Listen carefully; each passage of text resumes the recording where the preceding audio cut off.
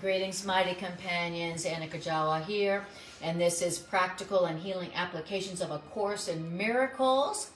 And sorry, we are starting a little bit late today, about 8 minutes late, so I apologize for that if you've been waiting. And so I already did the random number generator prayer, and so I know what section we're going to do. But since I'm kind of rushed getting in, let's do just a few minutes of tuning inward and reconnecting with the present moment, shall we? Let's do that. All right, so what I want you to do is just close your eyes and take a breath. Let it all go, let your day go. Breathe.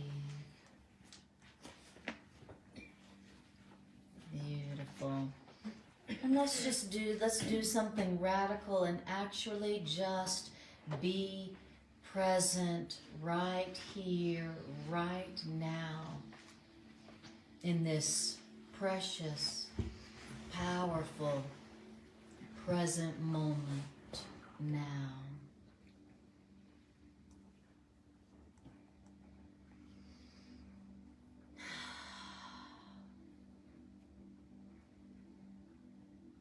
And let's consciously decide to pull our mind out of the past, which is gone.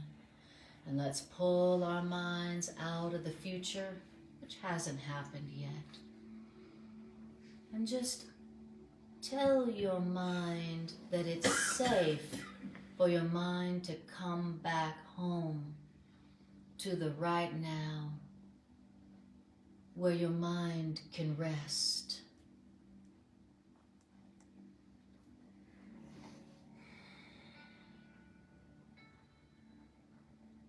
Just tuning your awareness like a dial on the radio to the frequency of now.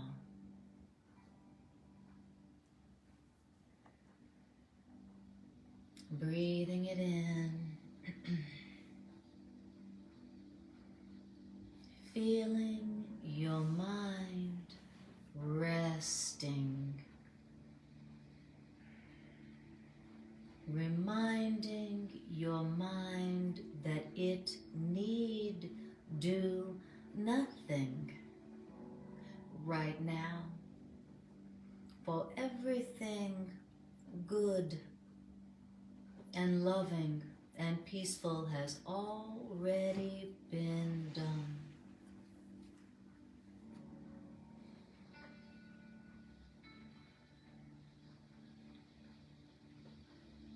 Maybe we say to our minds, peace to my mind, let all my thoughts be still.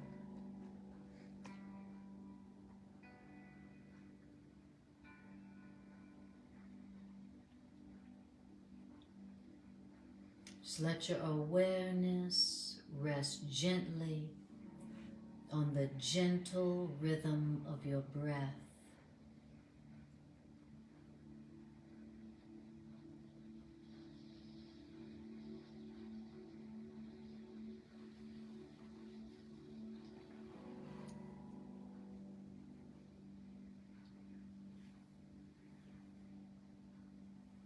What does this moment now feel like?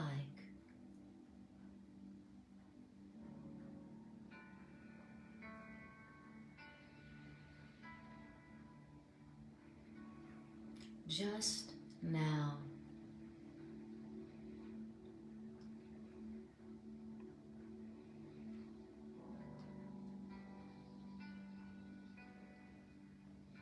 I rest in the now.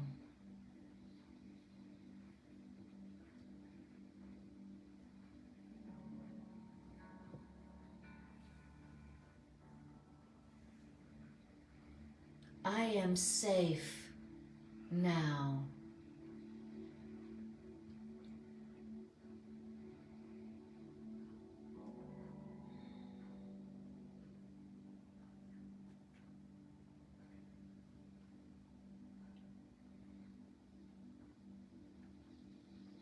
and saying to yourself, I am complete now.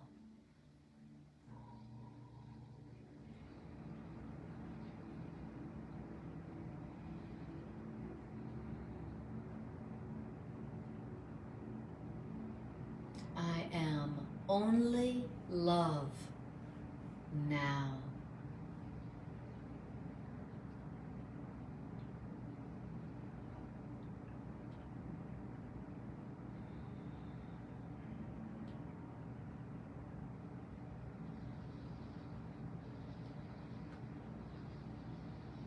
I am spirit now.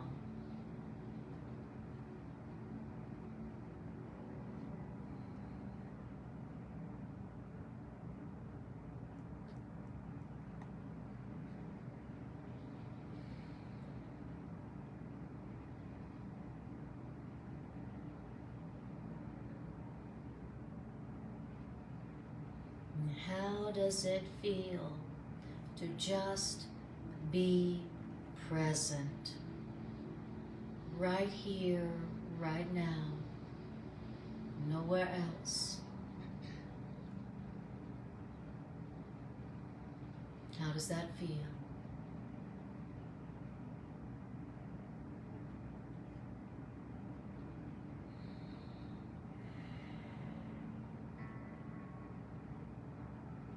Telling yourself, the present moment is my point of power.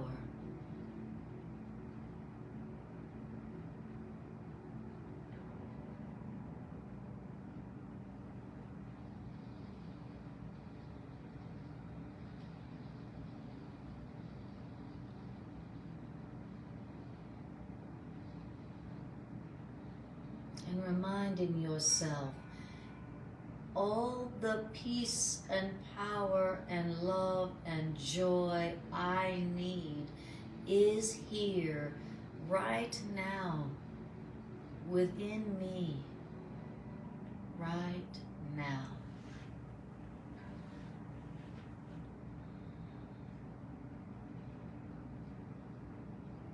And I accept it now.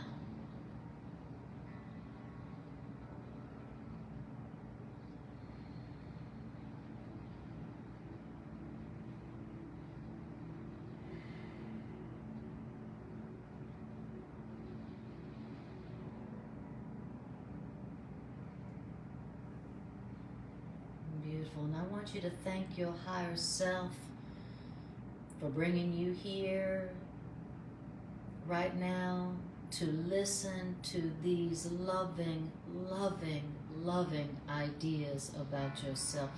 Tell your real self, thank you for loving me enough to help me to hear the truth about myself. That I'm entitled to miracles, and that I remain exactly as God created me.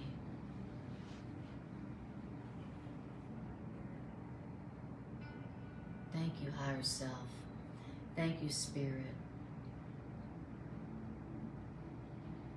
Thank you, divine right mind. And thank you, God. Then go ahead and take a deep breath and begin to bring your awareness back to the room, back to your body. Whew. Yeah. Wow. I feel so much better than when I first walked in. When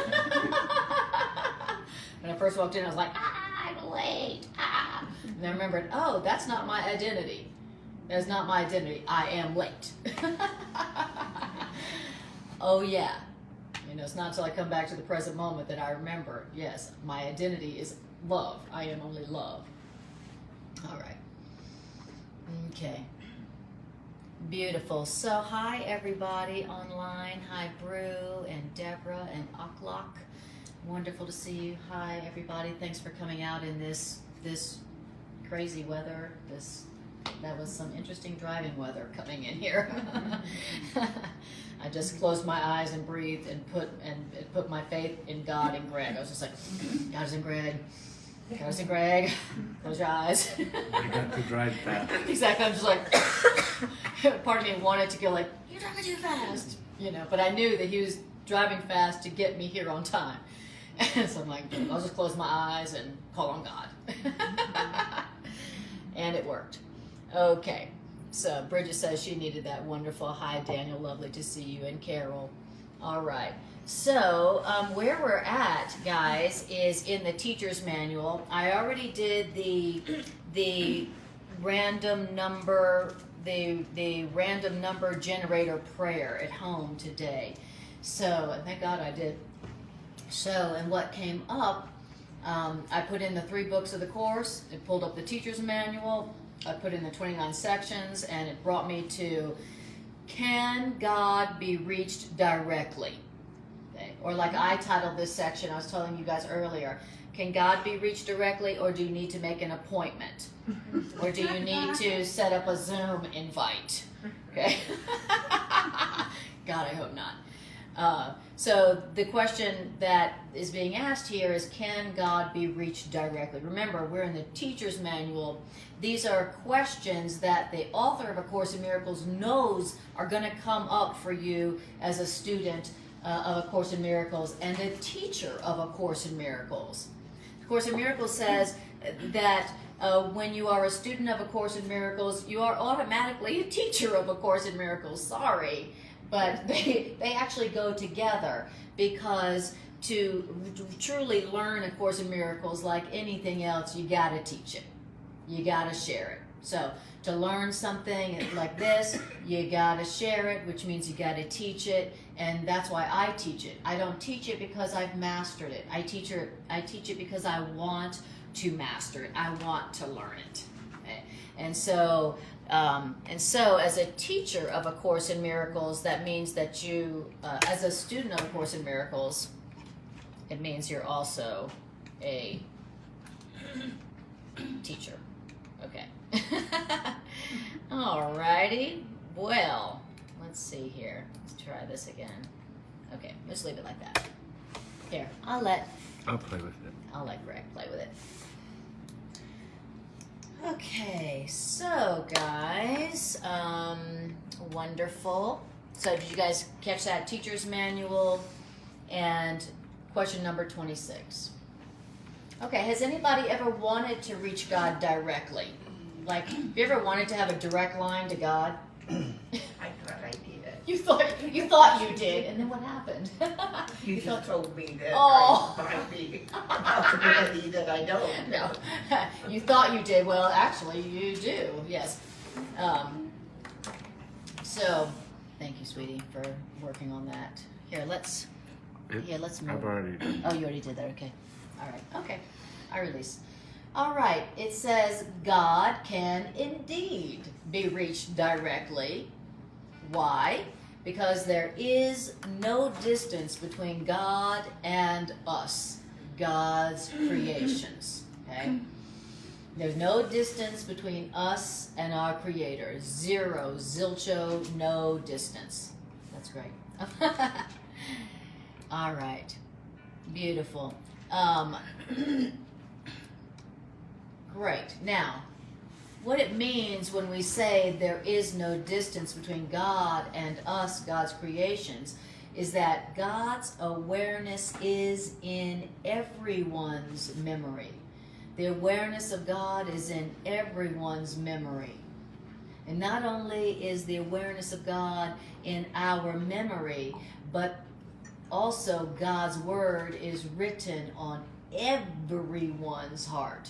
Not just some people, not just the holy ones, not just the special ones, but everyone's heart. I love it. God's word with a capital W is written on everyone's heart. Yet, this awareness of God and this memory of God can arise across the threshold of the unconscious only where all barriers to truth have been removed. Okay, so the memory of God and the awareness of God is in our unconscious memory. Okay, it's not in our conscious memory, it's in our unconscious memory. And this is saying that the awareness and the memory of God can only rise across the threshold of our unconscious. It can only come up from our unconscious and come into our conscious mind, where all barriers to truth have been removed. Because God is the truth. And so if there's any barriers to truth in our minds, that means there's barriers to the memory and the awareness of God in our mind. So the awareness and the memory of God is there, but we got a bunch of barriers there.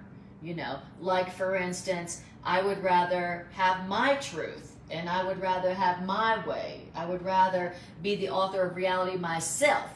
Well, that's kind of a barrier to the awareness of God. If you want to be God and you want your truth to be the truth instead of God's truth, well, that's going to be a little bit of a barrier to the awareness and memory of God coming up out of your unconscious mind and into your conscious mind. Okay? Now, then it asks a question. In how many is this the case? In how many is that the case, that there's no more barriers to truth in one's mind? Okay? In how many people is that the case? Now, it's funny, it doesn't answer that question. It just goes on to say, here then is the role of God's teachers. So notice it doesn't say, not very many. In how many is this the case where you have no more barriers to truth in your mind? It just says, here then is the role of God's teachers, which is us. Students of truth, God's teachers, same thing. Okay. So notice it doesn't say, no, not that many. It just says, here's where we come in. Here's where we come in. Why is that? That's because God's teachers, us, love's teachers, have not attained the necessary understanding as yet, but we, God's teachers, love's teachers, have joined with others. Interesting. So obviously there's not many folks who have no more barriers to truth in their mind. And not many of those folks around here. Have you noticed? Okay. Says, but that's where we come in. What our job to do is, we also have not released all barriers to truth. So just because you're a teacher of love, just because you're a teacher and a student of A Course in Miracles, does not mean that you have let go all barriers to truth, which means God, in your mind. We still all have a bunch of barriers to truth in our minds. Old beliefs. Old beliefs. Old beliefs. Old beliefs like, I know better than God. I know enough to judge this situation. Like, for instance, those are some of the barriers to truth. Old belief systems, I know enough to judge. I want to be right more than I want to be happy. I think I know when I don't. Okay? Says, so most people here have many barriers to truth in their mind, including the teachers of love, including the teachers of God.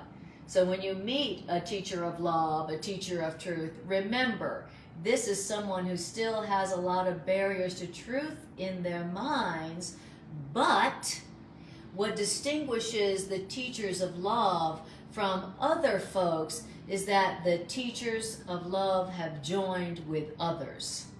That's interesting. So that's what makes us teachers of truth. Not that we have only truth and we know the truth, that we have nothing but the truth in our mind. No, we do, but we have joined with others. We've said, let's join each other. Let's join with each other. Let's join with Source. Let's join with creation. Let's join with others. instead of let's be separate, instead of let's make our own way and make our own path and make our own truth and stand apart from others and get to the top. Okay? Most others have not decided to join with others, but we have. And that's what sets us apart as teachers of truth, teachers of love. What do you mean join with others? Can you? Exactly what I was saying, where it used to be that we were more competitive minded, my own way, my own truth, my own reality, my own path. Okay? We used to be more separate minded or competitive minded. Does that make sense? Yeah, I guess when I hear that, I think more along the lines of tossing guilt around. Oh. Like, because being competitive is, well, you're It's guilty and I'm not. Well, also, right. We might be saying the same thing. Well, and when I say competitive, I mean I'm in it for myself. You know, I'm looking for my path, my way, my success, my truth, my path. Instead of, you know, now because of A Course in Miracles, now we're like, actually, I'm seeking now more to join with others than to, you know, make my own path. Yes, you had your hand up. I think I was gonna say a judgment. I just noticed that there are some churches, and not all, I just noticed some that I've gone to seem to have a hierarchy, Yes. hierarchy than Yes. what I used to study in the Course of Miracles has, Yes. and that they aren't joining with other churches because the other churches don't know what's best. That's right. Or other religions. Or other Or religions. even or joining with the other- people in their you know, parish or whatever. You Yeah, know. and that's Yes. how I see is what it's saying, Yes. is that, you know, not one religion is above the other religion. We're Yes. all joining together because Exactly. we're all after the same thing. Yes. And that's love and compassion. That's right. And that's what really makes a person a real teacher of God or teacher of truth. Okay? There's a lot of folks who have given themselves the title of teachers of truth, but you can tell that their purpose isn't to join. Their purpose is to be number one. Yeah. You know, our religion is the best. Or here's the hierarchy in our church or temple or mosque or whatever, and you know we're up here and everybody else is They down go to here. war over it. That's exactly right. You know. Exactly right. And if people would look at history, long time ago, there was no wars. But one of the leaders decided that he wanted more. And then he went out and created war, and then that's when it started. But before then, everybody was one, and that, you know. Yes, the desire for more always leads to war. That's exactly right. And the Course in Miracles calls the desire for more the desire for specialness. So more specialness of some kind, whether it's more you know, beauty and abundance, or more suffering, just more of something, right? Yeah, I More never something. did get that part. Yes. Beautiful. Thank you for sharing that. And then Matt, you too. Well, I was just going to respond to Todd that we're joining in common purpose by coming together here and studying the same material. Yes. And furthermore, it's an environment where, because we have a common purpose, the Holy Spirit can more easily share perspectives of an seeming individual translation of these ideas into an anecdote or a personal experience that somebody may go, aha. So it's a mechanism by which we're taking specific examples and generalizing them. Yes. Beautiful. Good clarification. Yeah, and so I did kind of have an aha moment when you guys were all talking, but like, because the Course talks about joining all the time. Absolutely, it's all And- about joining. And it's been a very abstract concept for me for a long time. Yes. But I mean, you can't join if there's any specialness, right? You can only join. Specialness is what I don't understand. Well, let me speak to that. Let me speak to that. The joining, the Course in Miracles says that you can only join in ideas, and you can only join in terms of ideas, shared ideas. So, like Matt said, a common purpose.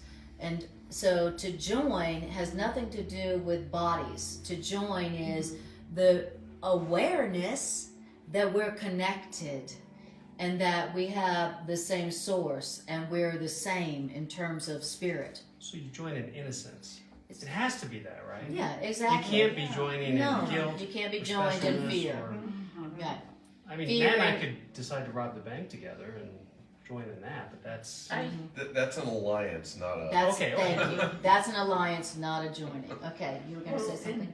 Yeah, that we're joining in the truth about Yes, our real identity. exactly. And that, when it says others, Mhm. it, like, we may be joined, the human tendency is to join with like-minded people who have the same Mhm. ideas that we do, but this goes beyond somebody who has different ideas than me or is on a different path, but I'm still joining, I can still join with them Yes, because I'm not excluding them from, their path back to God. That's right. Everybody's on, exactly. the pathway is to God. Exactly. And I'm not gonna exclude anybody else's Mhm. path or Mhm. way or whatever, their behavior or whatever. Yes. It's, So joining, what I hear you saying is joining is the decision to be a one instead of different. We're all addicts of I'm different. Equal. Yeah, equal. Exactly. It's the decision that you are equal and not different. Now, just because you decide that you would rather be one than separate and different, doesn't change the fact that you are, whether you decide to or not. So really joining is a decision to be what you are. I decide I want to be what I am, what we are, which is connected because we're all created by the same source.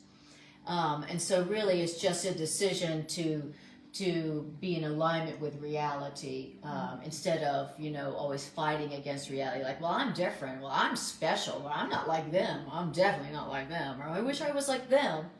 Right? or I'm not gonna associate. Exactly. I watched Avatar again, Mm-hmm. and that's how I Absolutely. see it. Yep. That's a great movie for that. Absolutely. That's how I see that we are moving towards to be That's right. as one with nature, one with us, That's one right. with each other. In alignment with In reality. alignment, yeah. The reality of unity, the reality of oneness. You can try to rebel But against reality, but all you're going to get is suffering. All you're going to get is frustration because you're only trying to do the impossible. So, all right. Now it says, so God's teachers, they have not attained the necessary understanding as yet, but we, love's teachers, have joined with others. And this is what sets us apart from the world. And it is this that we are joining with others that enables others to leave the world with us.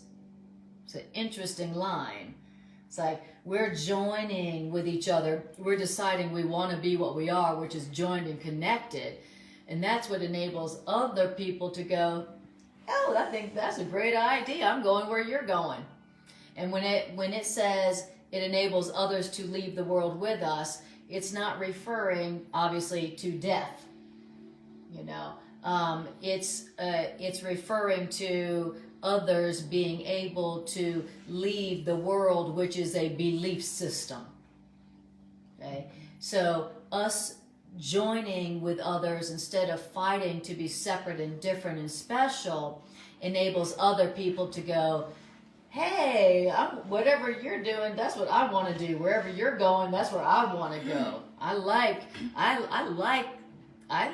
the path that you're on. So I want to do what you're doing. Okay, as we join with each other, that's how other people see. That's how other people see the truth of reality and the fruits of reality, the benefits of reality, the joy of reality, the joy of joining, the rewards of joining. Okay? You know, we have all learned, especially as Americans, that you pull your own self up by your own bootstraps. You know, you know, make your own path, find your own way, get your own thing, you know, get it for yourself. Okay? That's what we all learned. If you want to have something, you got to get it for yourself, and then you got to possess it and keep it for yourself. Okay? And you got to compete for it, which means you got to take from others if you want something for yourself, right? And we learned that, and then that's the way that you have something. That's the way that you get power, fame, money, and physical pleasure. Of course, in Miracles has taught us that only as we give, only as we share with others, only as we give, only as we share, do we really actually ever experience safety, security, and abundance and love. So that's what A Course in Miracles is teaching. And so A Course in Miracles is teaching something that the world doesn't. And so when people look at our lives, they go, whoa, now that's something that I want. But that's not what I have experienced from what the world has taught me. So others see that. Others are able to leave the world's thought system with us as we join with others, as we give and share instead of compete and take and separate. Okay? It says, alone we, the teachers of love, are nothing, but in our joining is the power of God. See, just like I was saying, you know, we've been seeking for power in our separateness, getting something for ourselves, taking, competing, being separate, being different, being special, and did it give us the love, the power, and the abundance that the world told us it would? Absolutely not. We felt more alone, more empty, more separate than ever. And the result also was lots of war, which again decreased our security and our abundance. Okay? And so again, this is saying that we'll only experience the power of God as we join, as we remember that we're one, as we remember that we're connected, as we remember that if I want something, give it. Okay? Don't figure out how to take it. If I want something, then instead of competing for it, give it away. All synonyms for the word joining. Okay? This is the opposite of what we learned about how to have power. No, now we're hearing to have power, you join, you share, you give, you remember connection, you remember unity, you affirm unity. All right. Let's take a breath. Beautiful. And Irene says, so we just let narcissists be narcissists. Yes. Let them be. Don't feed them. Exactly. Don't feed them. Don't feed the narcissist. And tiptoe very quietly past them.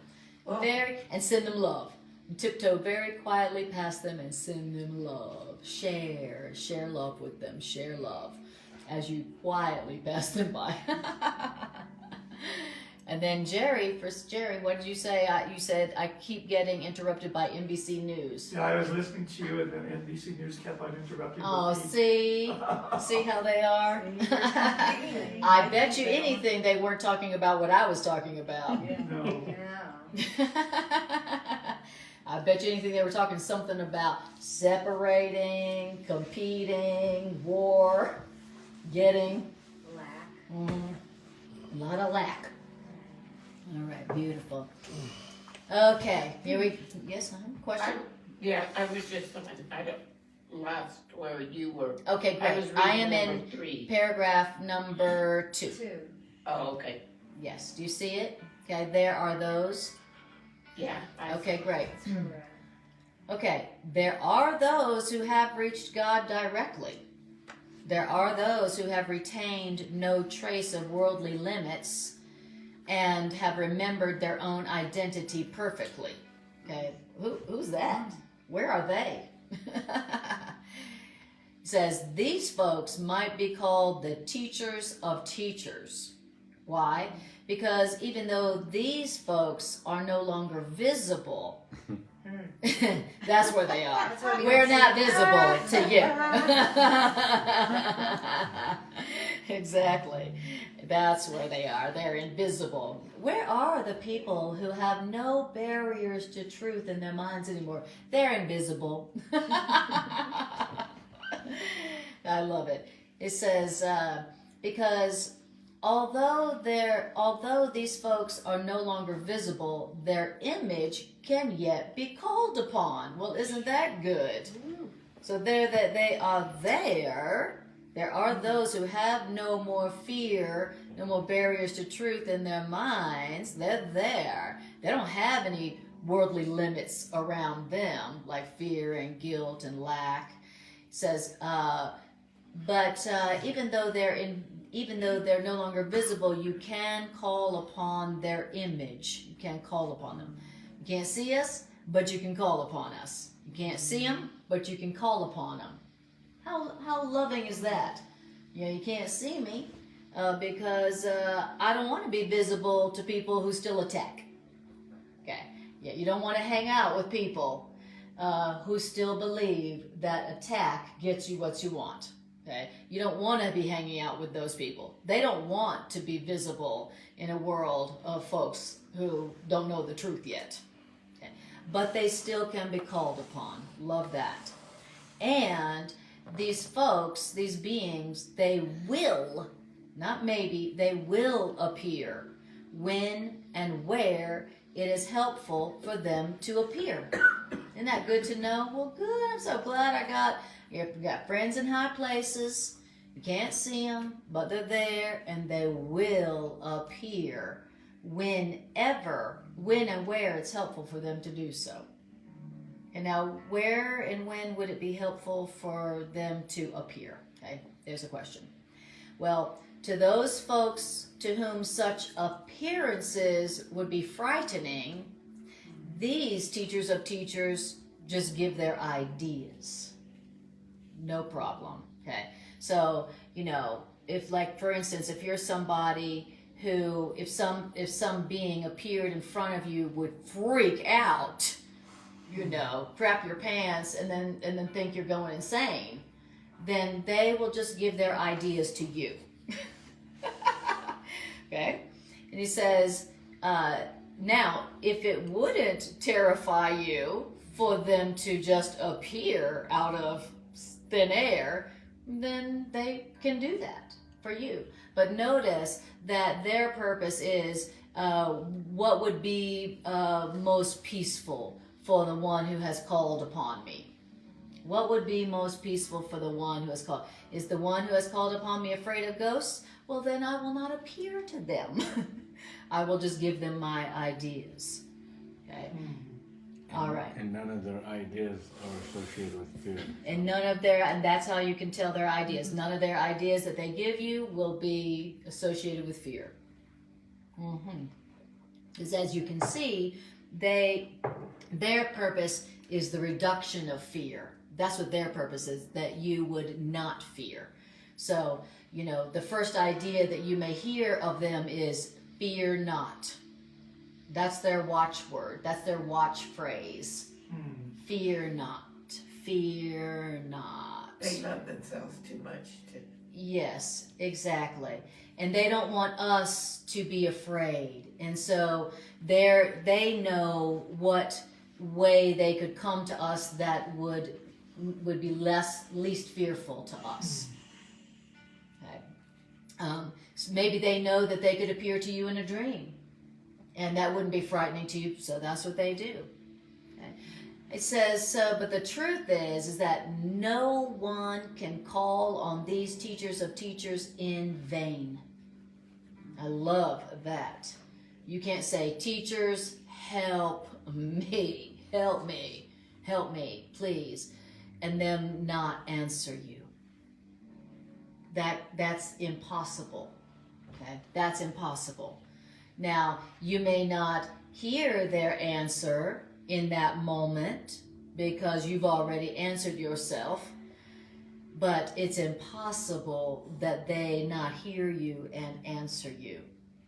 And he says, and you can rest assured that whatever their answer to you will wait, that they will answer, and their answer will wait until it's you wouldn't be afraid of their answer.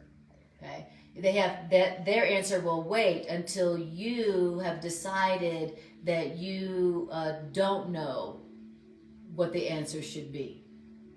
Okay, the only thing that blocks our willingness and ability to hear their answer is because we've already answered. You know, we ask for help, and then we immediately start making a plan for our own to help ourselves. You know, we go, help me, and then we're like, yeah, I think I need to call so and so, and then I need to do such and such. Okay, that's what we do so far. We don't ask and then truly wait with an open mind yet. And he says, and so if you've already answered your own question, then you can't receive the answer that's being offered. But the answer will wait until you say, I don't even have a question. I forgot what to decide, which is not to decide anything. Okay, I don't know the answer. Okay. All right, then it says, not only can no one call on them in vain, but also nor is there anyone of whom these teachers of teachers are unaware. They know about everybody. They know about everybody. Like they know more than Santa Claus. There's nobody of whom they are unaware. Wow. And that's really beautiful, because we walk around with this illusion going, does God even know who I am? I mean, you know, do the saints and teachers, you know, like, they don't even, I mean, like, what am I to God? Like, you know, nobody knows me. I'm just me. Okay. This is saying that, and you know, that's a lonely feeling. That's a lonely feeling. And this is saying that there's no one of whom they are unaware. And not only that, there's more. All needs are known to them. All of our needs are known to them. And not only that, and all of our mistakes are recognized and overlooked by them. Wow, did you know that you were known in that kind of way? No. The answer is no. Because if we did know that we were known in that kind of way, then we would not be walking around with fear, with guilt, with shame, with feelings of loneliness, with feelings of being isolated. We would walk around like, you know, in heaven. We'd walk around in ecstasy, knowing we're known, and knowing we're loved, knowing that every one of our needs is known, knowing that every one of our mistakes has been recognized and overlooked. Wow. And that they're just waiting for us to call on them. They're just waiting. It's like, of Course in Miracles says that Holy Spirit was created for us, just created to answer our prayers. It was just created to do that. And we're sitting around, we're walking around not using it, not utilizing these teachers of teachers who literally their job, their function, their purpose is to answer our prayers, to answer our calls for help. We have no idea we have such help, such care, such friends walking beside us, waiting upon us, waiting upon our call. Man, oh man, how would your life be different if you were like, all right, well, if that's the case, I'm going to start calling on them. I'm going to start asking for their help. I'm going to start talking to them. I'm going to start asking for help more often. What would our lives be like if that was the norm?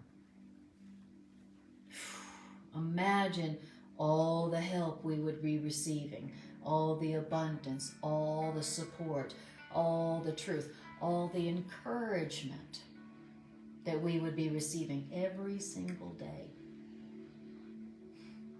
Nah, I'd rather think I'm alone. Yeah, I'm gonna go with that. Okay, alrighty. Whew. Now, good news. The time will come when we understand this. There will come a time when we get it and go, wow, I am not alone. I go with mighty companions and teachers of teachers and who have no limit to answer my call, and that's what they're here for. There will come a time. It didn't say, hopefully for you, there'll come a time. You know, if you tithe enough, you know, to your place of worship, right? It said, there will come a time where you will understand that. But meanwhile, these teachers of teachers give all their gifts to us, the teachers of love, who what? Who look to them for help. What does that mean? That means us who ask all things in their name and in no other. Okay, so beautiful. So they literally are waiting to give all their gifts of love, support, care, abundance, encouragement, protection, joy, you know, a clear path, you name it. They are waiting to give all of their gifts to us who look to them for help. So you see, they're offering all their gifts, but we have to ask. We have to look to them for help and ask for what we need in their name. Okay? It's like they've got all those gifts, but they can't force their gifts on us. They can't be like, I have heaven right here to give you, and you haven't asked for it, but I'm giving it to you anyway. You know, they're not like that, because that's the way the ego is. The ego forces things on you that you don't want. But the teachers of the teachers, they're just like Spirit. They're just like God. They're not going to force anything on you. They respect your free will, even if you're using your free will to say, I don't want heaven. I want a supper. Okay? And so notice that they give all their gifts to the teachers of love who look to them for help, which means ask all things in their name and no other. So that's how you unlock or receive all the gifts that they're offering you. Ask and you shall receive. Not because it's a condition, you know, set by God. Unless you ask, I'm not going to give you. It's not like that. But until we ask, our teachers know that we don't really want it.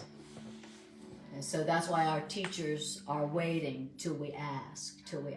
Yes. I was just gonna say, I don't know if it was Einstein or one of those great men that said that we can't fix problems that the mind has created. And that comes back to asking for the help that we need because Exactly. we can't use the mind That's right. to fix our problems. Exactly. You can't use the same mindset that made the problem to solve the problem. You literally have to get into a completely different mindset. Yes. Spiritual. Exactly. Exactly. In other words, I have to stop thinking my thoughts. I have to stop thinking with the belief system that I learned if I want to experience the answer, because it's my belief system that came up with the problem.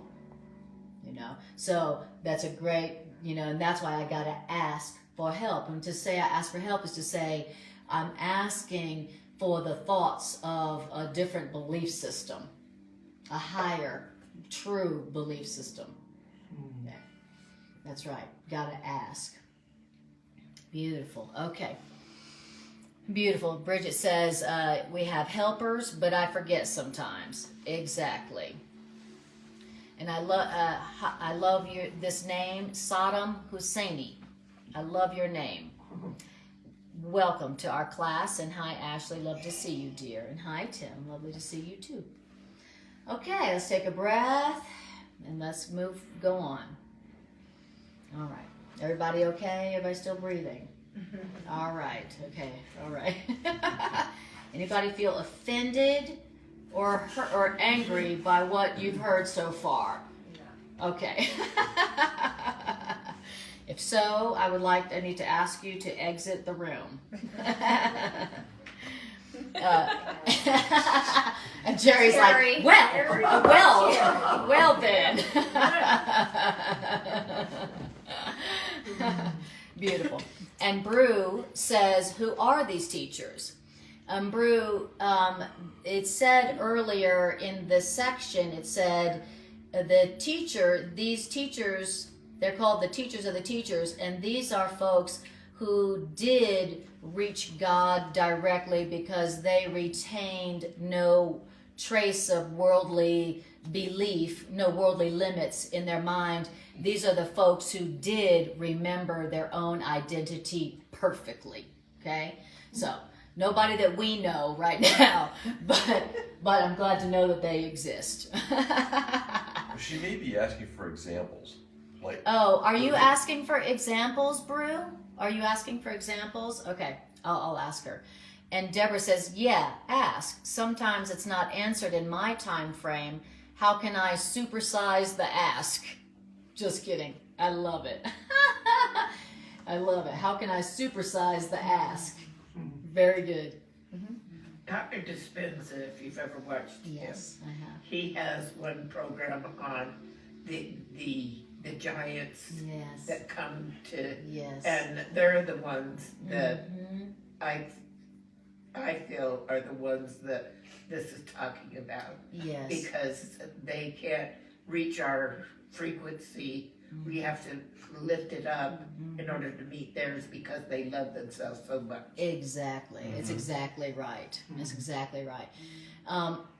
And Bruce says, sure, some examples would be great.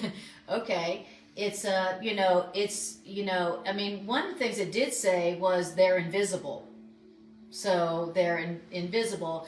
But the Course in Miracles also says there are some, I don't remember where it is that it says this in there, but it says that there are some beings who did retain no worldly trace of limit in their minds, and they remembered their identity perfectly, but did maintain a body. It says they're extremely rare and very few, and but it says, but remember, that's not our focus. It says all you need to focus on is joining with others.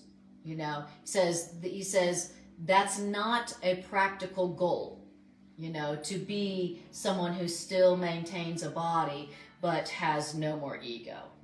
Yes. So the first answer to an example, in my opinion, is Yeshua, Exactly. the author, Yes, the author exactly. of this course. Absolutely. But more broadly, look for ascended masters that Well, are, like or- Sai Baba, exact- or you know, Dwal Krishna. Kul, Like or- there's so many. You know, that's one of the reasons I always loved reading the life and teachings of the masters of the Far East, because it was talking all about those masters who literally could, you know, disappear right here and they would reappear right there, and you know, they would be 500 years old or 1,000 years old, and so there are those beings, but he says that's not our focus, that's not our goal. Okay, he says now there will come a time when you will be one of them. There will come a time when you will be one. There will come a time when you understand what they understand. So wonderful. But in the meanwhile, what's most practical to do for us? Okay?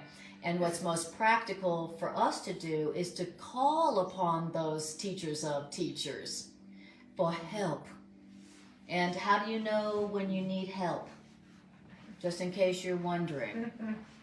You know, you need help. And Bridget says Mother Mary. Beautiful. And Bridget also says angels. Beautiful. Exactly. Exactly. Yes. Can I go just a little more hardcore Course in Miracles? All right. Okay. I Since feel like we've we're been not since getting- we've been totally superficial this whole time, Todd, you can go hard. You can ask a hardcore question. You know how like when you pull up a big weed and when you really get it at its roots, it feels really good? Yeah. I just don't feel like we've gotten to the root yet. Well, then I got an idea. Let's keep reading. Okay. Okay. The All right. ascended I know, master doesn't stuff, that make okay, sense? I have no reason to doubt that. It all, you know, makes sense as far as it goes. But what the Course is really telling us to do is to figure out that we've chosen this thought system, and mind constantly projects. And when we're constantly projecting, we're projecting our guilt. And we see it everywhere. And that keeps the blind spots from, I guess, seeing these ascended masters. Those are the Next spot yes. addresses Those that. are the barriers to truth that we still Yeah. have in our mind. And we can project Holy Spirit just like we can project this crappy thought system. I mean, it just seems to me it's got to be just more than just asking. It's got to be a willingness to look at this, all this guilt, shame, terrible crap of this thought system that we decide that we want to retain. That has to happen before we can ask and get anything that's going to be beneficial. And you have to ask before you can hear what is the truth to what, you know, what is the answer and the truth, you know, so. Chicken and the egg Yes, story, I suppose, exactly. but, you know. Okay, well then, And then Sandra yes, said Sandra. the next few, Yes, Addresses it. it's gonna Addresses address the it next more one. like exactly. we It always won't does. believe that we Uh-huh. can get to it until we look at our inner self. Well, that's We true won't, too, yeah. you know, that to me is the key, is you won't really believe it until you see some truth about who you really, really are. And then you start to believe. But the next part really addresses something It that's always does. really essential. When in doubt, always read forward. So with A Course in Miracles, if you're like, well, how do you do that, or what does that mean? Just keep reading, and you will be shocked of how it answers you very specifically. Okay, because it knows how we think, and what did it say? It knows all of our needs. All of our needs are known to them. So what we need to know and remember, they know that. So here we go. Sometimes a teacher of love may have a brief experience of a direct union with God. Okay, you may call that a mystical experience. You may call that a revelation. In this world, it is almost impossible that this experience of a direct union with God endure. I mean, keeps happening. Exactly. over and over Where I would and have a over. direct union with God right here, and then then it would endure, you know, forever. till I left my body. Okay. He says that's almost impossible. He said almost, so it's not completely. There are some who've done it. It says, and this experience of a direct union with God can perhaps be won after much devotion and dedication and then be maintained for most of the time on earth. But this is so rare that it cannot be considered a realistic goal. So it's possible, if that's what you want to dedicate and devote yourself to every single moment, every single minute of the day, great. You can maintain that experience of direct union with God most of the time while you're still in a body. It says, but this is so rare that it cannot be considered a realistic goal. For who? Us, the teachers of love, the teachers of God. Now, if it happens, if an experience of direct union with God happens for you, so be it. If it doesn't happen, so be it as well. Don't, when we open up to the Spirit and we really feel that it's there, but we're having that experience, but unless we've worked with ourselves, we don't recognize that, I'm experiencing the experience of God. Exactly. We just can't hold it all of the time, is what it's saying, you know. And I feel like, you know, as we study the Course in Miracles, we those experiences of direct union with God last longer. You know, now you're able to actually remember them. It used to be that when I would have a revelation or mystical experience, I would like forget it the next day. You know, unless I wrote it down and told somebody. But as we study A Course in Miracles, we'll be able to have that kind of experience of feeling one with God, one with everything, more and more, longer periods of time. Okay?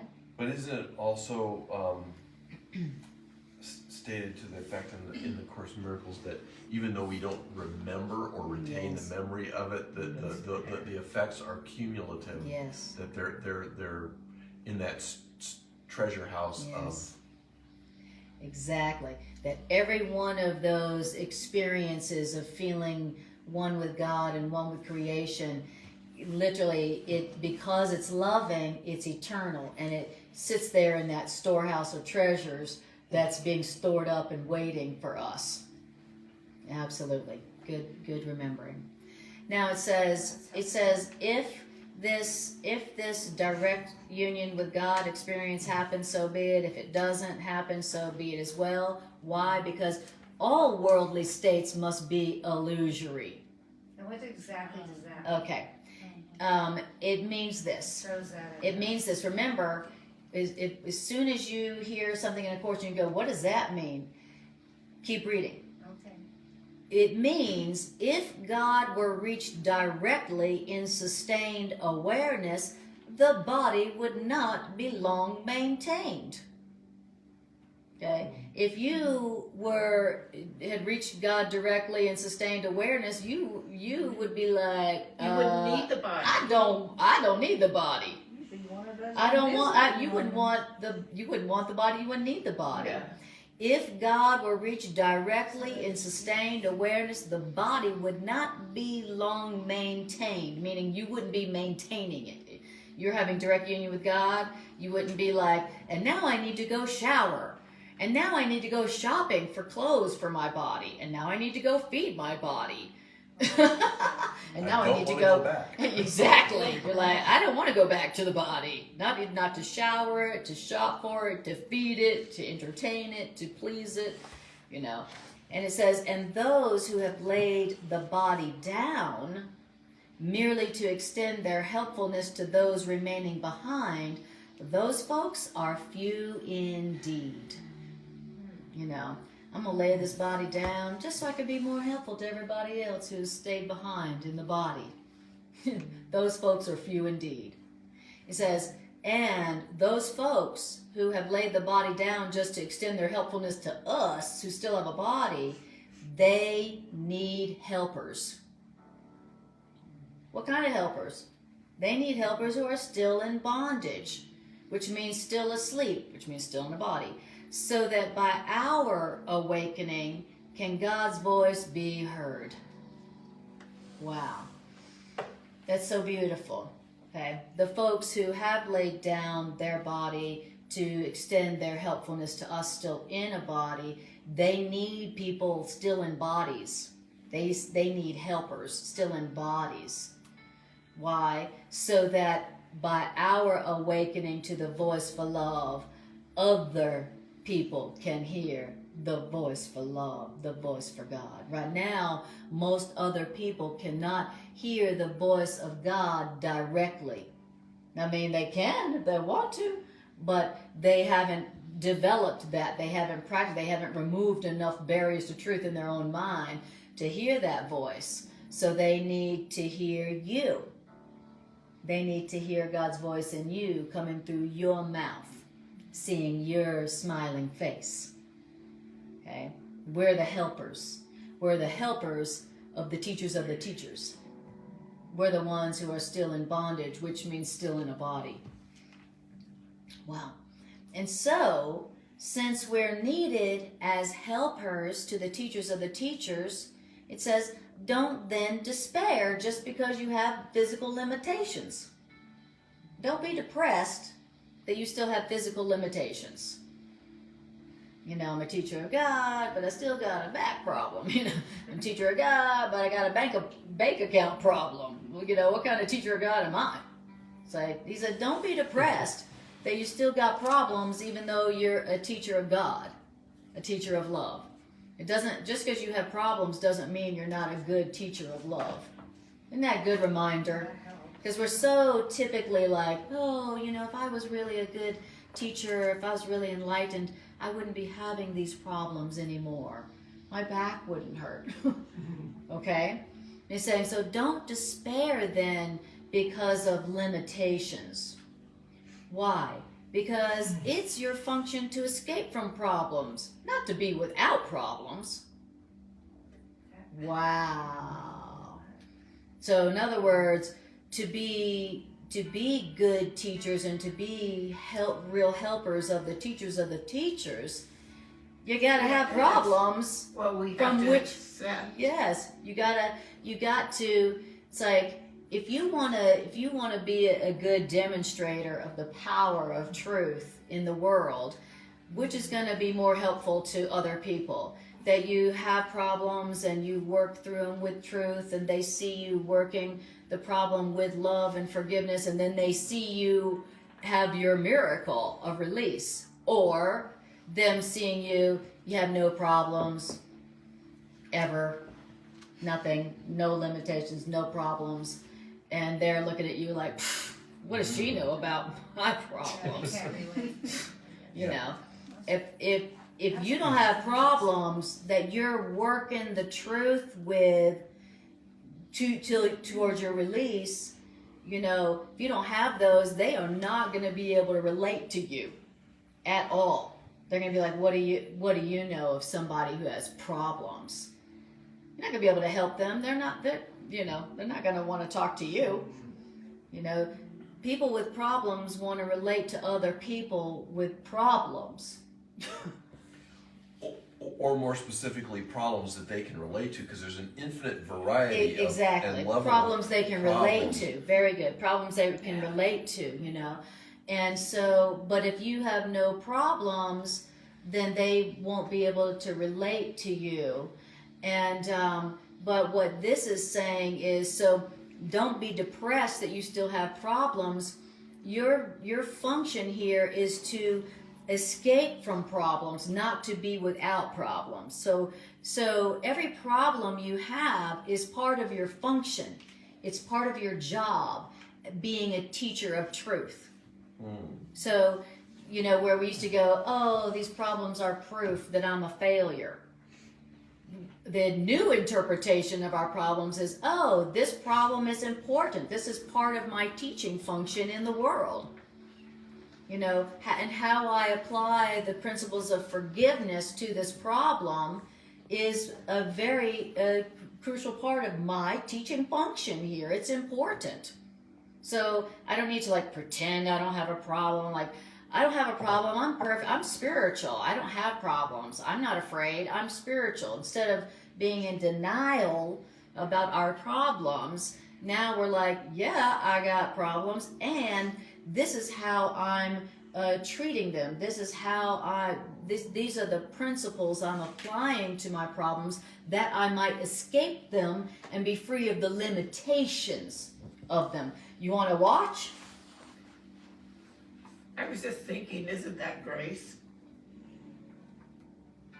I mean, to me, that's grace, because grace is not just the way you go up the mountain, but how you go down the mountain, how you accept the bad luck along with the good luck. That's a very beautiful definition of grace. And that, to me, this is what it's saying, is that look at, accept that this is where you are, is how you act upon it, you know, with thinking that you're limited.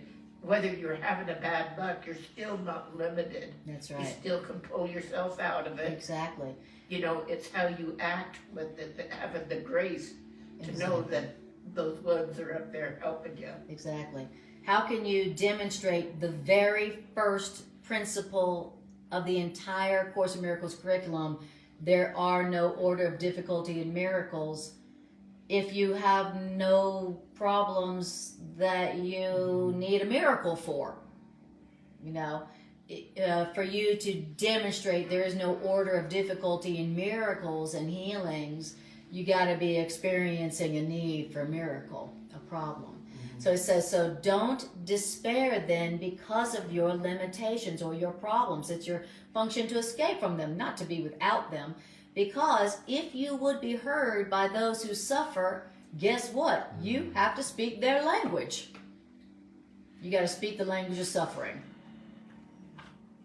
You know, but you don't stop that. You just go, oh, I'm so, and you know, we speak their language, and they go, and what I'm applying to that today, you know, the positive, loving ideas I'm applying to that is, he says, in other words, if you would be a savior, you've got to understand what needs to be escaped.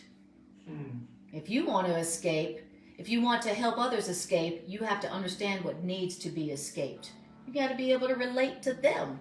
If you want to help them, you know, to escape whatever they're going through. And that's because salvation, which means escape, is not theoretical.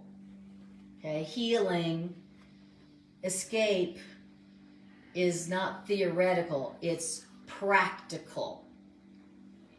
Okay, what do you mean by practical? What's the opposite of theoretical? It's look at the problem, ask for the answer, and then accept the answer when it comes. That's practical. Healing is not theoretical, it's practical. You look at the problem, look, I got a problem. I ask for the answer to this problem. I accept the answer that came.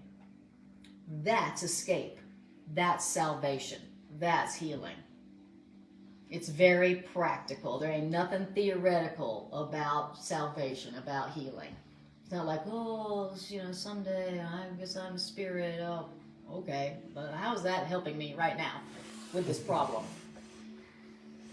Beautiful. And then it says, nor will healings or escapes coming be long delayed.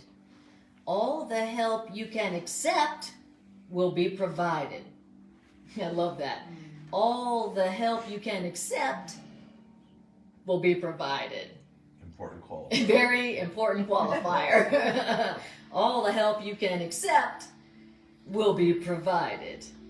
And not one need you have will not be met. And not one need you have will not be met. If what? If you do the very practical thing of looking at the problem, I have a problem, ask for the answer to the problem, and then accept the answer to the problem when it's given. Okay. If that is the very practical way that you deal with your problems, instead of being all theoretical about your problems, be practical about your problems. Like A Course in Miracles is practical about problems. There won't be one need that's left not met. Wow.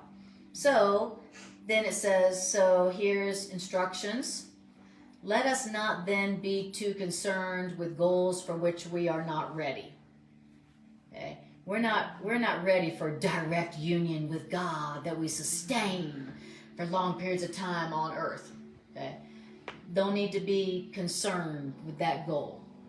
You know, you don't have to be concerned about it like, oh, I wonder if I'll ever experience direct union with God, and have other people experienced it before me, and how long do they experience it? You know, don't be concerned with that. It says, why? Because God takes you where you are, and God takes you where you are and welcomes you. So forget about where you're not at yet.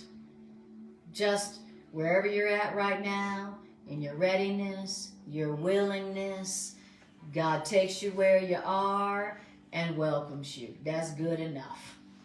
So don't be concerned that you're not farther along in your spiritual path, in your spiritual enlightenment. Don't worry about that. God takes you where you are and welcomes you. What more could you desire when this is all you need? So all I need is just be where I'm at, wherever that is, and ask for help. That's it. That's it. I don't have to be farther along and more enlightened, you know, to receive the help that I need. And the help that I need to have peace and joy and safety and health and abundance and all those things, you know, that are my right as a child of God. Wow. Okay. Beautiful. And it's 8:24. That's a miracle. I thought it was going to be like 9:30. So I feel like I'm being kind of rebellious tonight, but isn't there just one problem? Huh? Say that again? Well, the Course says there's just one problem. Yes. But it also says that until you accept that completely, then you need to treat each one as different and apply the principles differently as if they're different until you get to the point where you accept that they're all one. So that's what it says after there's only one problem. And what is, wait. I thought us was the problem, is that not the The problem? one problem is the belief in separation. Oh, okay. Yes. Yeah, right. So, I mean, you're either using right mind, wrong mind. That's our main problem, right? I mean, that's how I understand the book. Right. Well, that's actually a couple levels down from the idea, couple levels down in mind from the fundamental idea that we've separated from God. Yes, but you have to get to the point that you can make a decision. That's our first step back up.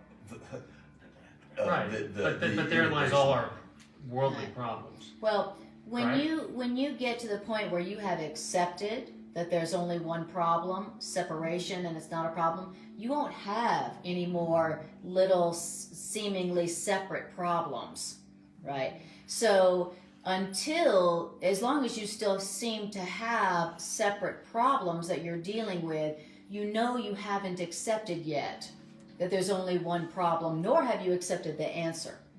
And so the Course in Miracles says, until then, each seemingly separate problem we apply the principles to. And here's another problem I apply the principles to. And then eventually, after you apply these principles to all what seem to be different problems, then you go, I only have one problem, and then I think I'm separate from God, and that's not true. Woo! And then poof, then you don't need a body anymore. Okay, would it be accurate to say that the one problem we have is we've chosen the wrong thought system? Would that be Chosen what? the wrong thought system? Well, That we choose it every day of every minute. Yeah. Well, the Course in Miracles says our one problem is we believe that we're separate from Source, and now we have a belief system that's based on that lie, that illusion. So. I mean, because when you really start going deep down into the Course where it says that the whole world's laws and everything are just insane and wrong, like completely, it's so hard to believe when you read it. But Yes. the more I've worked with this material over the years, It is, it's true. Yeah. The Well, world is, there's yeah. There's Well, nothing what- consistent with, well, anyway. Okay. We have been given an extremely simple method of allowing our problems to be solved and our needs to be met for us. So let's not complicate the fact that we have been given an extremely simple method for when you experience a problem, forgetting about what you think a problem is or what when you are experiencing a problem, which is a need or a lack or a discomfort or lack of peace, whenever you're experiencing a problem or a need, instead of trying to figure out what the need is, this is saying, forget about that and ask for help from those whose function is to help you. You know, they're like, stop thinking about your problem. You're the one who made the problem, but now you're going to try to decide what the problem is and blah, blah, blah. They're like, no. Ask us. We know what the problem is. You don't, because you have it. So forget about what it is. Just focus on when I'm not happy. Ask for their help. And then accept their help when it's offered. That's it. He says, what more could you desire when that's all you need? Now here we are, we're going to complicate it. We want to complicate it. Why? Because at our core, we don't believe we deserve to have it just like that. We don't believe that we deserve to go, I need help. I have a problem. Help. And they go, wonderful. Here you go.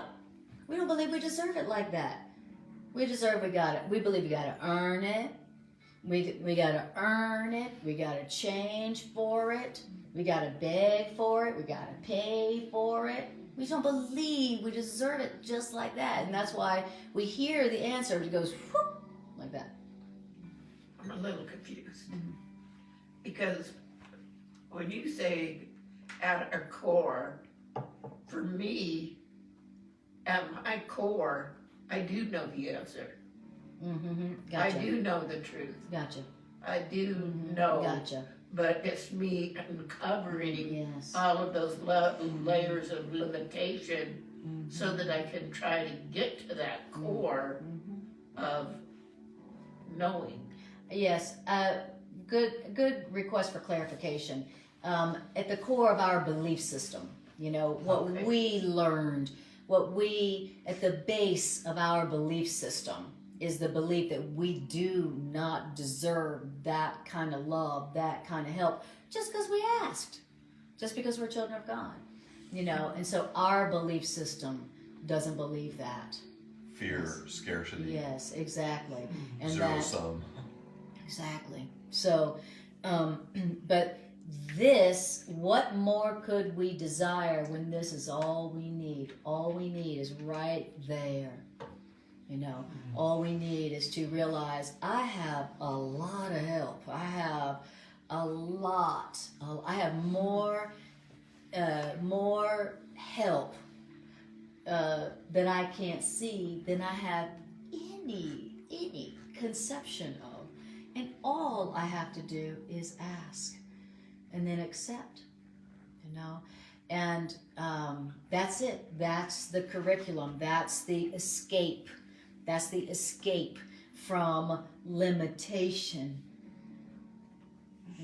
All of our problems are associated with, well, I feel like I'm limited by this, and I'm limited by this, and I'm limited by that, and I'm limited by this. That's all of our problems are these perceptions, these limitations that we're experiencing. And I love the reinterpretation that this section gives about how to reinterpret your problems, your limitations, not as a failure as a teacher of truth, but as a very important part of your teaching function on earth for those who need to be able to relate to their teachers. To learn that there are no problems. To ultimately learn there are no problems or limitations, exactly.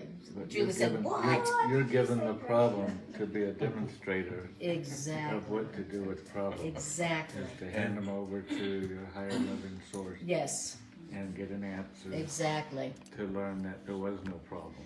Thank you. Greg is saying that we show them how to apply the truth to our problems to demonstrate ultimately to them that there are no problems. Okay? But if we don't have problems that we're not applying the principles to, then they will think they can't relate to us, and then we'll be of no help to them. And I have noticed that whatever perception of limitations that you have, the people who experience similar limitations, at least in content, will find you.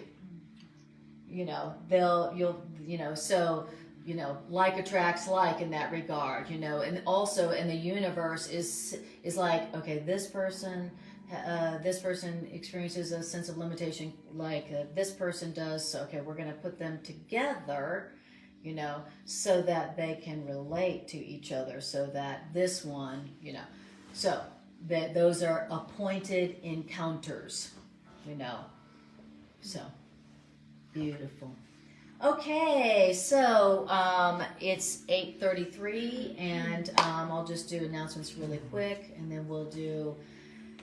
Do you guys want to do a closing meditation, even though we're a few minutes later, or do you want to Yes, just? please. Yes, please. Okay, I love it. Okay. It's joining. The Joining. integration. I love it. It's like, yes, please. All right. Love you, Julie, Will you sweet. be here next week? Yes, I will. Okay. Oh, And then you're gonna sweet. tell us about, when are you Wonderful gonna be on the to I'm see really, you, really Sandra. enjoying it. Oh, I'm Thank so you. I hope I didn't interrupt too much. Not at all. Not at all. I really appreciated your very good questions and comments, Sandra. That's wonderful. Thank you. You can just put the glass on the floor, I'll take it. Exactly. You can just leave Oh, the glass. okay. Beautiful. All right, Sandra. Wonderful to meet you, sweetie. You're welcome All anytime. right, thank you. Is it Every Monday, 7 p.m. here at the Okay, Miracle thank Center. you. Okay. And Sundays at 12:30. Okay. All right. Beautiful. Okay. All right. So announcements are Sunday, Monday, Tuesday, Course in Miracles classes. Monday here at the Rocky Mountain Miracle Center live. Sunday and Tuesday, Greg and I do Transforming Relationships Through A Course in Miracles on Facebook, and that they're all starting at 7 p.m. Mountain Time.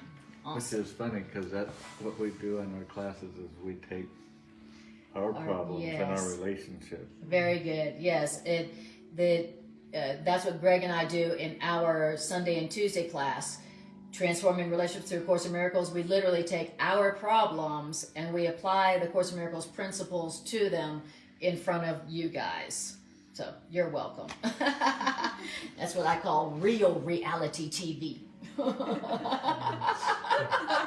The ultimate reality TV. Not scripted. Finally. Unscripted. Exactly. You did what? Okay.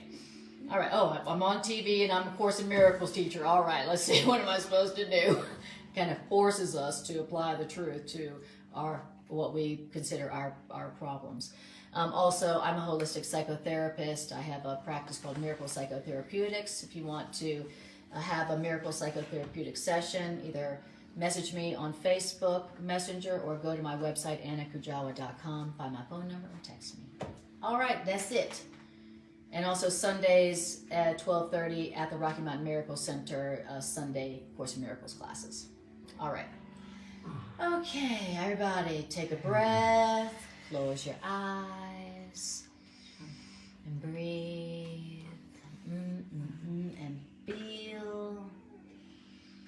feel what these ideas feel like in your being, in your body. Beautiful. All right. Now, I want you to bring to your awareness something that you feel in bondage to or limited by in your life right now? What is it something you feel bound by or limited by, aka a problem? So bring that to your awareness. Beautiful. Okay, now we're going to apply these ideas and do what it said to do. So the first thing I want you to do is I want you to tell yourself, I will not be depressed because I have this limitation. I want you to tell yourself, my function here is to escape this limitation, not to be without it. And take a breath. I want you to tell yourself, this seeming limitation or problem is a very important part of my teaching function here on earth.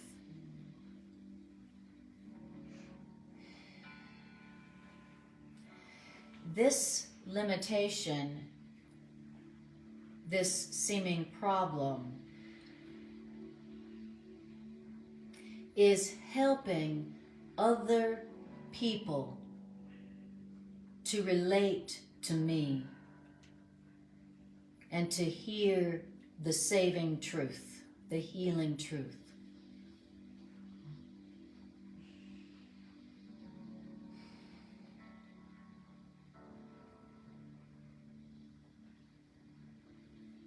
Now, I want you to acknowledge in your mind that you have mighty, mighty helpers, that you have a mighty, mighty teachers that are invisible, but whose function is to help you. Tell yourself, I have friends in high places, invisible places, but high places.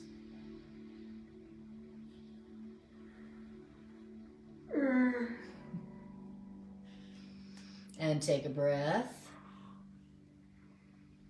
And now I want you to ask for their help. Ask for their answers. Ask for their help.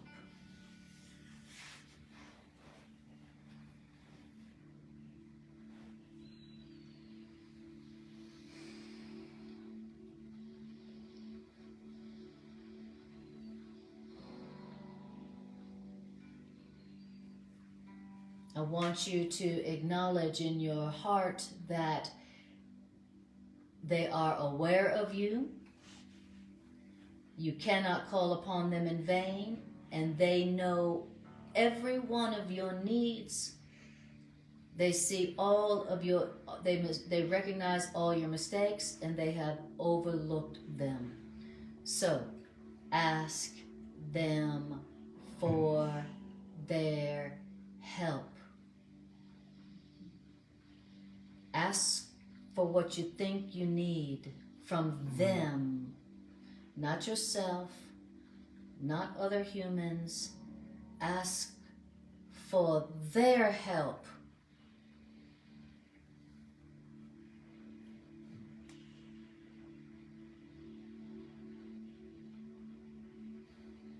Ask for their answer.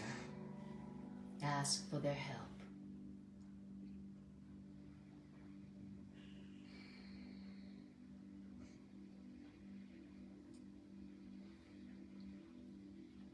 And then decide to accept their answer and their help when it comes, because it won't be long delayed.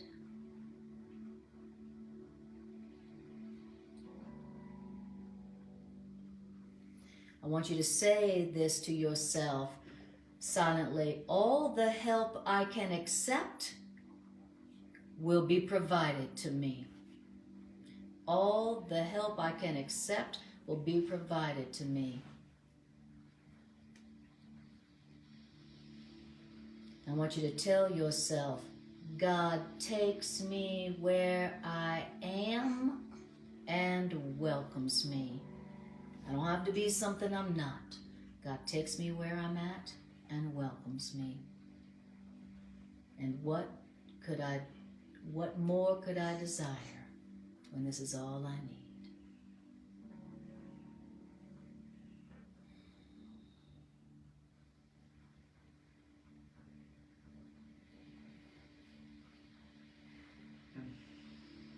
Beautiful. And to that we say amen.